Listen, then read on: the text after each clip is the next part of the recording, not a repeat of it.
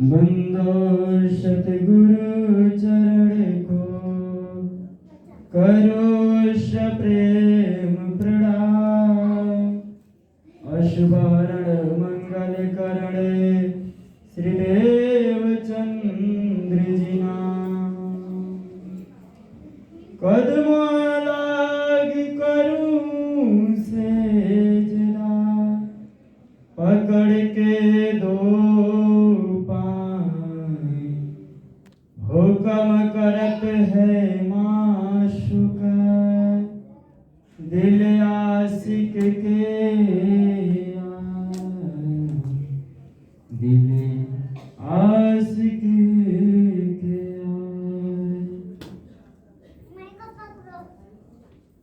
मंच पर आसीन श्री 5 महामंगलपुरी धाम से विराजमान गुरुजी आचार्य श्री 108 श्री सूर्यनारायण महाराज जी के चरणों में मेरा कोटान कोटि प्रणाम एवं जागनी पीठ श्री कृष्ण प्रणामी मंदिर शक्तिनगर परमहंस महाराज जी चरणदास जी पावन गादी पाक पट्टन पाकिस्तान एवं यहाँ के वर्तमान गादीपति श्री 108 श्री परिम सखी महाराज जी के चरणों में मेरा कोटि कोटि प्रणाम एवं मंच पर आसीन समस्त सुंदर साथ जी के चरणों में मेरा सत सत नमन। सुंदर साथ जी, क्या बोलूं, अपने पास तो कुछ शब्द नहीं है। जहाँ पर महाराज श्री बैठे हो वहाँ पर हम लोग की बोलने की कुछ हैसियत नहीं, लेकिन फिर भी न बोलने से तो कुछ बोलना भला होता है, मौन बैठने से तो कुछ बोलना भला रहता है।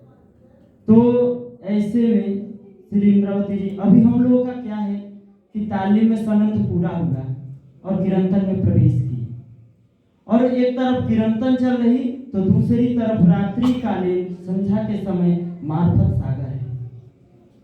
तो मार्फत सागर में तो नहीं ले जाएंगे, लेकिन अभी कीर्तन कैसे महामती श्री प्रणनाथ जी विश्व में सभी जगहों पर जाकर महामती प्राणनाथ जी का ज्ञान देखिए। किसी एक देश में उन्होंने प्रचार प्रसार नहीं किया और एक भाषा में भी प्रचार प्रसार नहीं किया। सर्वप्रथम तो गुजरात की धरती, वहां से उन्होंने गुजराती भाषा में प्रचार प्रसार चालू किया। रास प्रकाश खट होते कलश, ये 4 धर्म ग्रंथ जो है ग्रंथ, यह पूर्ण गुजराती में आए और आकर अनूप शहर में जिन 2 ग्रंथों का रूपांतरण हुआ, प्रकाश और कलश, और बाकी जो ग्रंथ हैं तो उनमें से कुछ ग्रंथ के कीर्तन के कुछ प्रकरण कहाँ अवतरित हुए, ठट्ठा में, तो कुछ गुजरात में, और कुछ प्रकरण ऐसे हैं जो सदगुरु महाराज के समय से ही अवतरित हुए। तो उनको क्या बोला जाता है, पुराने कीर्तन। और जितने भी पुराने कीर्तन आए हुए हैं उन सब पर आपको छाप मिलेगी श्री महाराज। तो कुछ लोग क्या कहते हैं, क्या कि महाराज तो तन का नाम है। आप जरा गौर करना, चलो मान लेते हैं कि तन का नाम है, वैसे परमात्मा का नाम जो तन से आकर लीला करता है वह 5 तत्वों का शरीर नहीं होता है। जैसे ही वह परमात्मा साक्षात आकर के दर्शन दे देता है संत परमहंस, उनका शरीर परमात्मामय हो जाता है, सच्चिदानंदमय हो जाता है। तो वैसे श्री जी का क्या शरीर 5 तत्वों का रहेगा?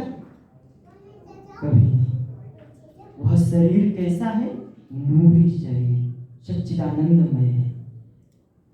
तो उस तन से जो वाणी अवतरित हुई उसमें एक प्रकरण आता है, कौन सा, कृष्ण नाम महिमा। पर न आवे तोले एक ने मुख श्री कृष्ण कहंत। और यही वाक्य को आज से 5000 वर्ष पूर्व एक बड़े ही कर्मठ क्षत्रिय हुए, क्या नाम था, भीष्म पितामह। उन्होंने क्या कहा, दशाश्वमेधी पुनरेति जन्म कृष्ण प्रणामी न पुनर्भवाय। एको अपि कृष्णस्य कृत प्रणामो दशाश्वमेधी व वृद्धेन तुल्य। और दशाश्वमेधी पुनरेति जन्म कृष्ण प्रणामी न पुनर्भवाय। तो एक जीव इस बात को कह रहा कि कृष्ण नाम लेने वाले का पुनर्जन्म नहीं होता है। और आज के समाज में क्या है, आज का समाज ही कहता है कि ऐसे बोलना तो नहीं चाहिए, बोलूंगा भी नहीं, कि कृष्ण नाम लेना नहीं चाहिए। तो ये क्या है?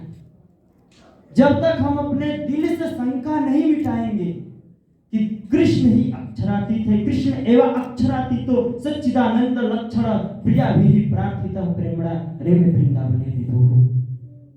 ऐसे हमारे धर्म शास्त्र कहते हैं कि वह जो कृष्ण है वह पूर्ण ब्रह्म परमात्मा है और वह साक्षात रमण करते हैं। किसके साथ? प्रिया, जो परम धाम में रहने वाली 12,000 ब्रह्मांगनाएं हैं उनके साथ आनंद की लीला करते हैं। वह पूर्ण आनंदमय है। तो वह प्रहलाद जी जब जागनी प्रचार प्रसार करते हुए पहुंचे हैं अनेक देश विदेशों में, तो वहां पर निरंतर में वाणी अवतरित होती है, पहले आप पहचानो रे साधु, पहले आप पहचानो। पहले आप क्या करो? पहचान करो। किसको? बिन आप चिन्हे पार ब्रह्म को कौन कहे मैं जानू। जब तक आपके पास यह तारतम्य ज्ञान नहीं आएगा, निज नाम श्री कृष्ण जी नहीं आएगा, तब तक आप तो ना अपने को जान पाओगे ना ही उस परमात्मा को जान पाओगे। तो परमात्मा को और अपने आप को जानने के लिए सर्वप्रथम जरूरी है तारतम्य। और आगे महामती जी क्या कहती हैं? बिन आप चिन्हे पार ब्रह्म को कौन कहे मैं जानूं। बोले चाले पर कोई न पहचाने। सभी लोग कहते हैं कृष्ण परमात्मा है, लेकिन आप जाकर के पूछो क्या कृष्ण कृष्ण सब कोई कहे? ठग, साधु और चोर, और बिना प्रेम रिझे नहीं प्रेमी नंद किशोर। कृष्ण तो सभी कहते हैं, ठग भी कहता है, चोर भी कहता है, राजा भी कहता है, और कृष्ण को रिझाने के लिए प्रेम जरूरी है। तो वही कह रहे हैं बोले चाले पर कोई न पहचाने, परखत नहीं परखानो। तो सभी बोलने से कुछ नहीं होता है, हम बोल दिए चल काम पूरा, बोलने से होने वाला है नहीं। उस रस में घुस करके परमात्मा के आनंद में सराबोर होना ही कृष्ण की भक्ति, कृष्ण में होना है। कृष्ण को हर वक्त याद करना, कृष्ण में तन्मयता हो जाना, वही हमारी पूर्ण पहचान है। जब तक हम उस पूर्ण ब्रह्म परमात्मा को नहीं पहचानेंगे, इस माया में भटकते रहेंगे। और महामती जी कह रही हैं आगे के प्रकरण में, बिंद में सिंधु समाया रे साधु, बिंद में सिंधु समाया। बिंदु क्या है सुंदरसाद जी? बिंदु यह 14 लोक का ब्रह्मांड है, और इसमें उस परमात्मा का सत्ता जो है वह सिंधु है, वह सत्ता इस सिंधु में समाहित है। यह 14 लोक का ब्रह्मांड का अस्तित्व तो कुछ भी नहीं है। बाड़ी में कह रहा, बाड़ी में प्राणा जी क्या कह रहे कि अरस की एक करकरी उड़ावे 14 तबक। अगर जो परम धाम की एक जर्रा भी आ जाए तो यह 14 लोक का अस्तित्व ही नहीं है।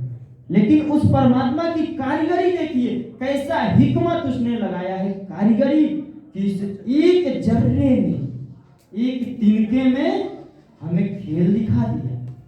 अपने पूरे अर्श परम धाम की नियामतें भेज दी, अपनी ब्रह्म अंगनाओं को भेज दिया, और यहाँ पर बैठा कर सबको खेल दिखा रहे हैं। तो ये शिव परमात्मा सब पर मेहरबान होता है। तो महामती जी कहती है, श्री महामती कहे सो गुरु कीजिए जो अलख की देवे लख, और इन उल्टी से उल्टाए के या प्रेमे करे सम्मुख। तो वैसे गुरु की खोज जो आज हमारे बीच गुरु विराजमान है महामंगलपुरी धाम के। ऐसे आचार्य के मुखार बिंद से चर्चा सुनने का सौभाग्य हम सभी को प्राप्त हो रहा, इससे बढ़कर और सौभाग्य की बात क्या होने वाली है। इन्हीं सब